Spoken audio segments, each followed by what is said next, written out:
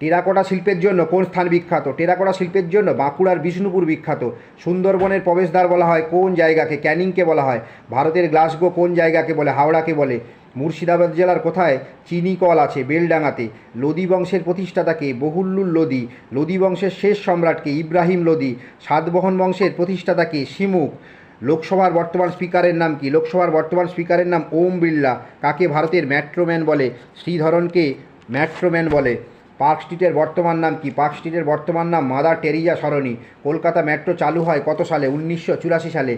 উর্দু গজল লিখতেন আসাদ ছদ্মনামে। কে? মির্জা গালিব।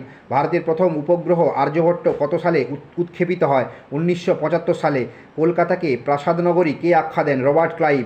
সান্তাক্লজের আসল নাম কি? সান্তাক্লজের আসল নাম saint Nicholas. National police academy কোথায়? হায়দ্রাবাদে অবস্থিত। কিংস্টোন কোন দেশের রাজধানী? কিংস্টোন রাজধানী জামাইকা। স্মৃতি মন্দনা কোন খেলার সাথে জড়িত? ক্রিকেট খেলার সঙ্গে জড়িত।